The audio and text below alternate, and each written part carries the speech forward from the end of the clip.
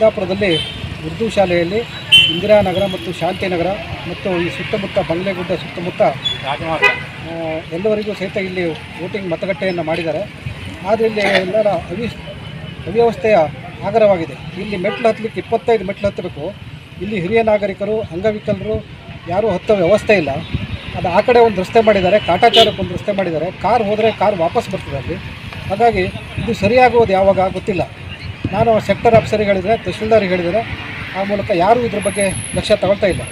ಹಾಗಾಗಿ ಇದನ್ನು ಚುನಾವಣಾ ಆಯೋಗಕ್ಕೆ ತಾವು ಬರೆದು ಇದು ಏನು ಅಂತೇಳಿ ಮುಂದೆ ಇದು ಮತಗಟ್ಟೆ ಬೇಡ, ನಮಗೆ ಈ ಸರಳೀತಿರೋದು ಯಾವುದಾದ್ರು ಮತಗಟ್ಟೆ ರೋಡ್ ಸೈಡ್ ಇರುವಂಥದ್ದನ್ನು ಕೊಡಬೇಕು. ಈಗ ಬೆಳಗ್ಗೆ ಬಂದವರು ಆ 4-5 ಜನ ಹಾರ್ಟ್ ಪೇಷಂಟು ಮೇಲೆ ಹತ್ತಲಿಕ್ಕಾಗದೆ ವಾಪಸ್ ಹೋಗಿ, ರಿಕ್ಷಾ ಬಂದವರು ಆ ಕಡೆ ರಸ್ತೆ ಮೇಲೆ ಹತ್ತಲಿಲ್ಲ. ಮಾಡಬೇಕಾದ್ರೆ ರಸ್ತೆಯನ್ನಾದರೂ ಸೆಕ್ಟರ್ ಆಫೀಸರ್ ಆಗಲಿ ತಹಶೀಲ್ದಾರ್ ಆಗಲಿ ಸ್ಥಳ ಪರಿಶೀಲನೆ ಮಾಡಿ ಅಟ್ಲೀಸ್ಟ್ ನೋಡಬೇಕಿತ್ತು ಯಾವ ರೀತಿ ರಸ್ತೆ. ಅವ್ರು ಜೀಪ್ ಬರ್ತದೆ ಅಂತ, ಹಂಗಾರೆ ಜೀಪ್ ತಹಶೀಲ್ದಾರ್ ಇಲ್ಲೇ ಇಟ್ಟೋಗ್ರಿ ಅಂತಂದು.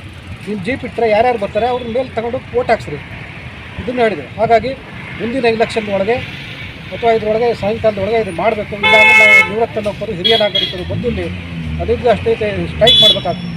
ಈ ಸರ್ಕಾರಕ್ಕೆ ಅಥವಾ ಇಲ್ಲಿ ಜನಪ್ರತಿನಿಧಿಗಳಿಗೆ, ಅಧಿಕಾರಿಗಳಿಗೆ ಕೊಡುವಂಥ ಎಚ್ಚರಿಕೆ ಅಂತ ಹೇಳಿದ್ರು ಅಡ್ಡಿಲ್ಲ.